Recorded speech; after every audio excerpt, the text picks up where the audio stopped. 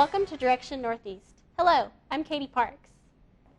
This program is a presentation of the Communications Department of Northeast State Community College. This episode of Direction Northeast is about guitars, harmonies, harmonics, and acoustic music.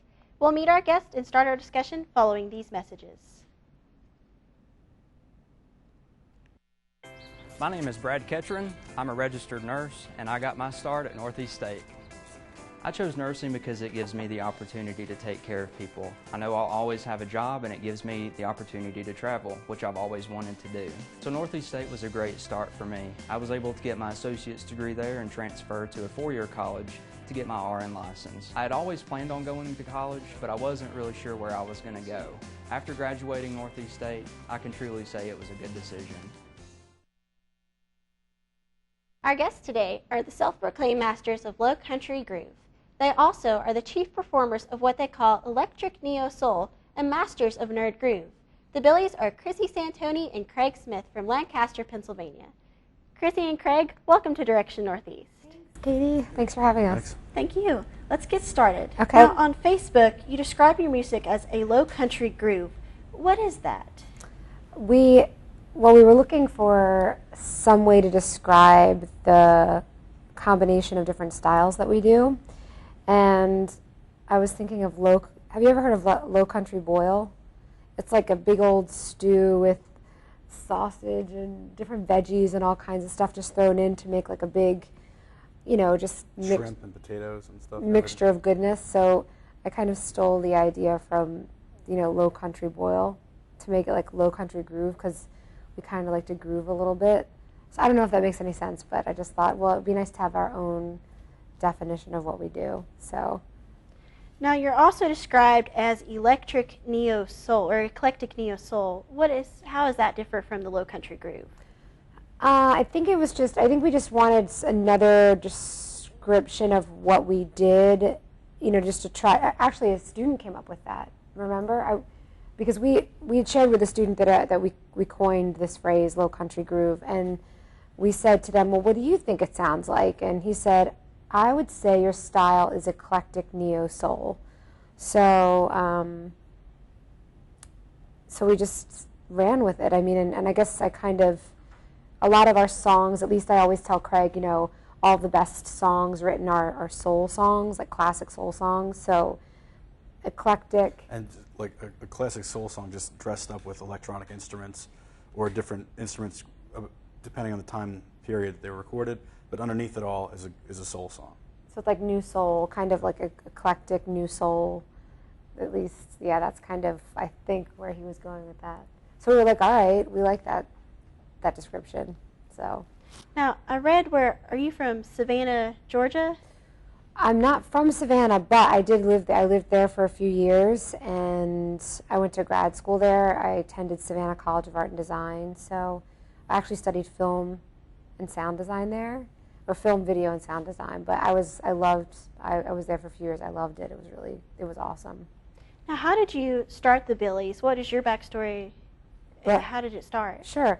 So after grad school, I moved to New York.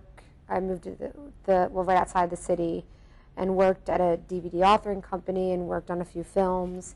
Then I moved to the Jersey Shore, where I ran into Craig, met Craig, and a month later we started playing music together. So we literally moved in together as a couple and started playing music together a month later, and we've been together ever since. But that's how the Billies, that's how we were born, basically. And we just started playing pretty much from the moment we met.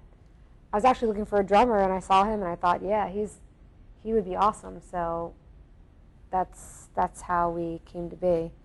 Literally just saw him performing one night, and that was it. Now, Craig, what is your musical background? How did you get started? I started tapping on Tupperware and pots and pans when I was 4 and 5.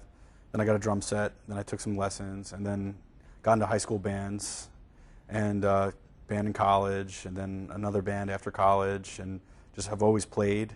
I taught myself mostly how to play drums, playing along with records, CDs, just playing along to music. But there was always music in my house growing up. you know, parents' records and stuff, and the radio was always on in the car. So, but just through listening and then experience through various bands, a ton of bands, and then like Chrissie said, you know, we met about 9 years ago, and so, but we've always had music in our lives, I think. So, leading up to this point. So, What kind of music have inspired you, Craig? oh, anything with good songs. Good songs inspire me with good arrangements. You know, with all the pieces that fit together. You know, obviously a good beat is essential, I think, to a good song. Never been a fan of music without drums too much. I mean, so anything with a good rhythm, you know, catchy hook, just, you know, different parts going on at the same time. Like disco was big when I was younger, so in disco songs, there's so many parts going on. It's like a puzzle. There's so many different parts that fit together at once. You know, horns over here, percussion over here, things like that, and songs that move nicely, like through the rhythm. I like that kind of music the most, you know. What artists have inspired you? Any specific ones? Well, when I was younger, when I was like say 13, 14, I was a fan of the Doors, and then Led Zeppelin. But Chrissie and I have gotten into a band called Habib Kwate and Bamada. They're from Mali, West Africa, because it's so rhythmic and so many things going on at the same time. Like on Spotify, they have like so many. You can just check out so much music, and the jazz station has been really. Yeah, jazz has been cool. It's very relaxing, like John Coltrane or Miles Davis, to listen to that while we're driving. There's so much music. And pop music. Yeah. I mean, I'm sure like just straight up popular music, you've loved like.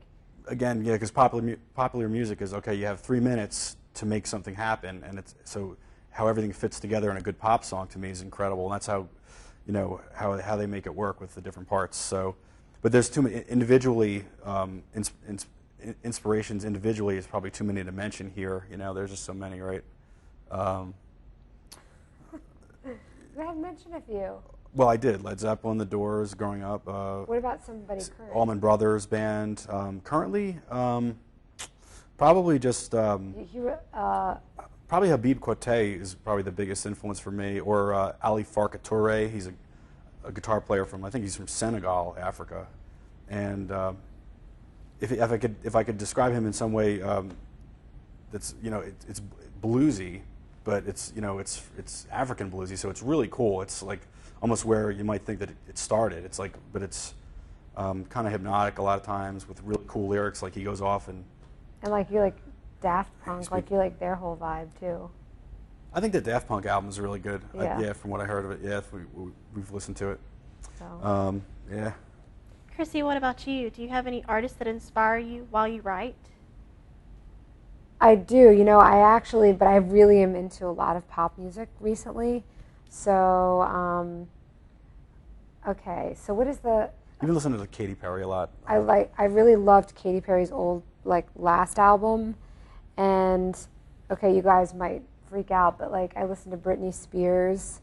And, well, I listen to her when I work out. I like listen to Britney Spears. Because it's like the beats I just like, I think I'm very into beat-driven stuff. But I also like some old school kind of dark music, like Sisters of Mercy or The Cure or Depeche Mode or The Smiths, or even like Paul Simon stuff. I like Lana Del Rey. Is that, have you heard of her? She's like kind of does some popular music, popular pop music, but I like the Beastie Boys. I like a lot of R&B and hip hop, and I just like songs, so pretty much if it's a good hook, I'm really into it. And I liked Gautier's song, Somebody I Used to Know. Do you know that song? I like anything that has a good hook. So it doesn't, like, the style's not as important as, like, Miles Davis, Kind of Blue. That's like a great album. This whole album is like, I would say for jazz, it's like a pop jazz album. I know nothing about jazz. Because the hooks are so, it has hooks that you can remember and you hum them like going through your day. Yeah. And I also should say, like, Alanis Morissette. I mean, this is like a while ago, but like Alanis Morissette and, you know, Fiona Apple. Dave Matthews. Dave Matthews, Tori Amos, and artists like that. Sheryl Crow, of course, and that's, yeah. I like Dolly Parton. I like so much music, so. If you had to pick an artist to collaborate, write a song, and perform a song with, from the past or the present, who would you pick and why? I would pick Dave Matthews because I think I could help him out. No, because I think we might. I would like to work with his musicians primarily. Like his drummer's pretty awesome, and you could come too. You'd like to marry Dave Matthews and work with his musicians. No. We're not. And I could maybe. there. What could I do? I could go out and get food for you guys, Oh, or I could please, load the whatever. equipment. I know the deal. You're in Okay. love with Dave Matthews. It's okay.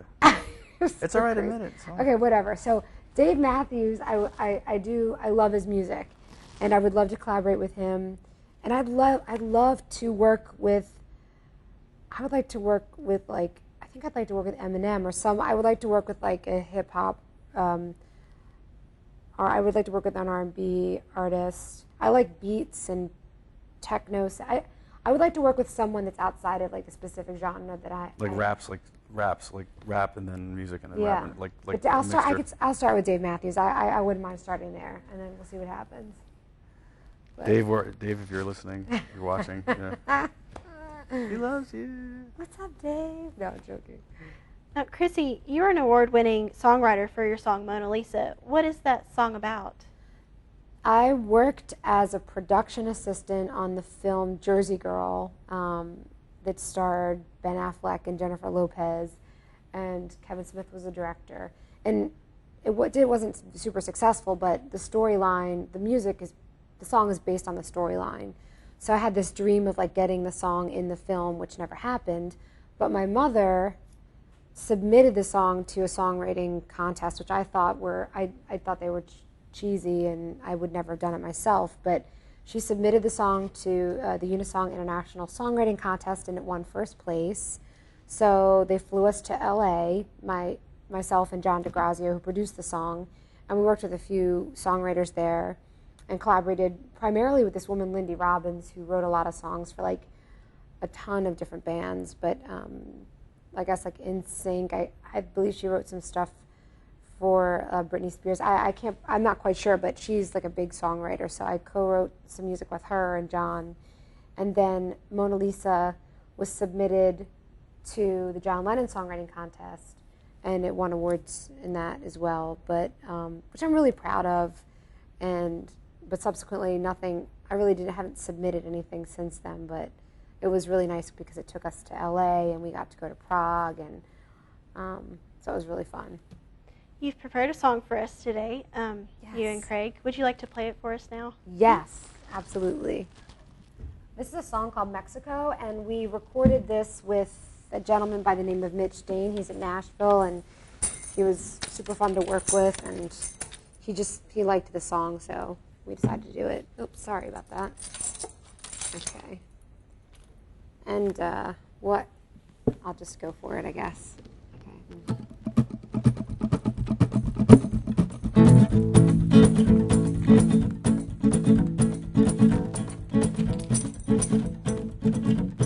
She said, light right here, starting to disappear.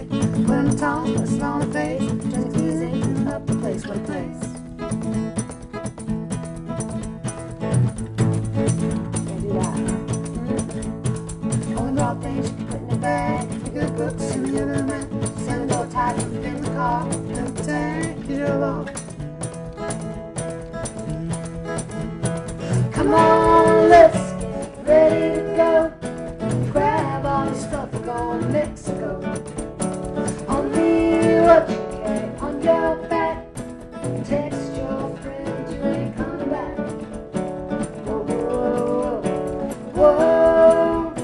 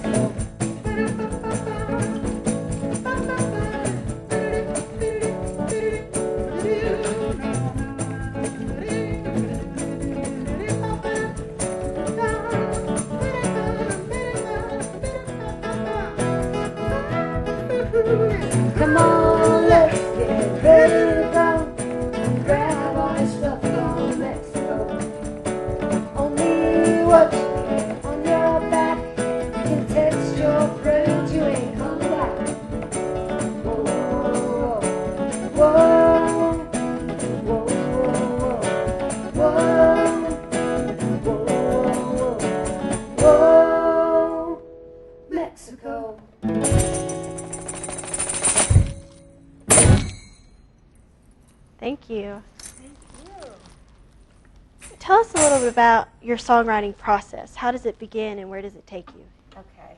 So usually it begins as a feeling for me, or I have a feeling or a thought, a specific thought about something, but like yesterday when we were working together, you just like feel it. Like when you sang that piece, you just like felt the vibe.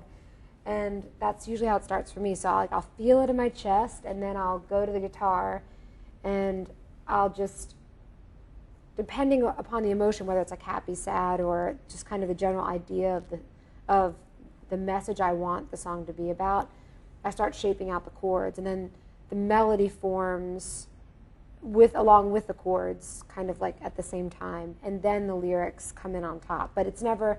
I don't usually like compartmentalize the process, so it's not like the way we worked yesterday was like a little different than I would write, but it basically it's just emotion, chords, lyrics like that, and then so I get the structure down, and then finalize the melody, and then finalize the lyric. That's kind of the way it happens. Could you tell us about the workshops you did here at Northeast State that you do teach that method? Yes.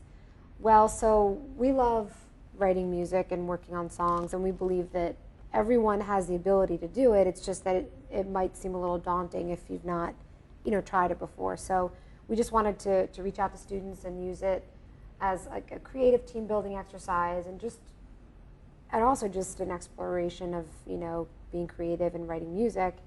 And so basically we go into whatever group we're working with, and we introduce some musical ideas or musical themes to them, and have them decide which they like the best.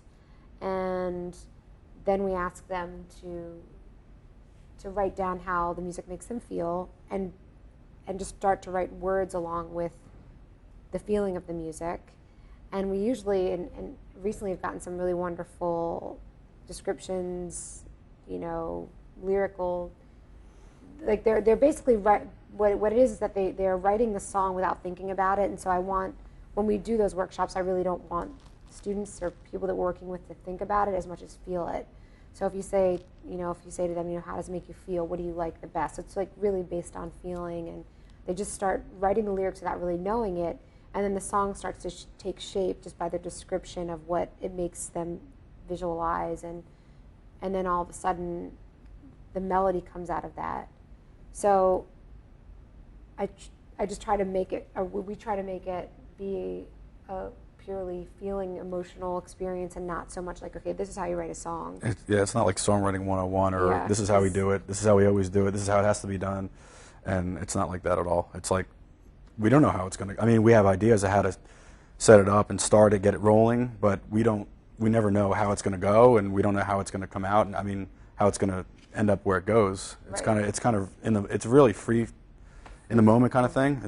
That's what makes it fun for us, because every time is different and every group is different, and so we work within where we're working, What advice would you give a young person trying to make it in the music world today? I would just say create your own way of doing it. Create a new path of what you believe is a successful career in music. Like define what your own success is, and just work on creating it in your own way. If you can follow and learn from people that have been successful in that field, but create your own way of being successful. I would say be who you are exactly, and also do it all the time. Like if you're a trumpet player, play the trumpet all the time. Like at home, get gigs wherever, whenever, unless they're dangerous to go to play, and play all the time. Do it a lot. Get it to where it's in your bones, and you can walk anywhere and lay it down, throw it down right there. Yep. And that's what I would say. So be prepared and do it all the time. Like make it a part. It's like your life. You're part of your life. So if you're singing, sing all the time. If you play violin all the time. Anytime you can get with as many people as you can do it with, and get all different experiences. And that's what I'd say. Now, you recently went to Nashville, the country music capital of the United States. What was your experience there? Why did you go? Yeah, well, I mean, I had this grand idea because I'm completely out of my mind a couple of years ago to audition for this crazy show called Can You Duet? And I thought that was just the way to do it. So Craig reluctantly went down with me, and we auditioned for, this is our first experience with Nashville, and we auditioned, and they looked at us like we were crazy people. Needless to say, we didn't get on the show. And so that was kind of a strange introduction to the area. And then we went back, though, and worked with a couple of great producers, Jeff Pardo, and most recently Mitch Dane. And I think it's kind of, as an artist, it's seen as the mecca, especially a musician. So we just wanted to take a peek and see what it was about. And I'm sure we barely even, I'm sure like millions of people like travel there to, to see. I think, yeah, like if you're, maybe if you're an actor, you go to L.A. to see what, what that's about or what that feels like. So we barely dipped our toe into like the scene there. I mean, we literally were there for a day. Yeah, and I mean, there's different like levels and different like layers. There's the Keith Urban Nashville. There's the Mitch Dane Nashville. Yeah. There's the Jack White Nashville. So there's a lot of different Nashvilles, within Nashville. So that was our experience. Yeah. It was Mitch Dane and Jeff Pardo. It was awesome. I mean, we had fun. It was just the funny story was the Can You Duet story, and that was pretty fun and crazy. That was crazy, yeah. What can we expect to see from the Billies in the future? Oh, well, I hope that you'll see us continuing to write music and meeting awesome students like yourself and just being able to do stuff like this, and feeling, and just feeling appreciated is wonderful. And so in whatever capacity, if we just keep writing music and doing it, and it would be super awesome to get a Grammy one day, whether a song that we write another artist will do, but I think that is my personal goal, is to get a Grammy and just keep writing music and performing and just having new experiences doing it. So what about you, hon? I'm on board, whatever. Will you go there with me?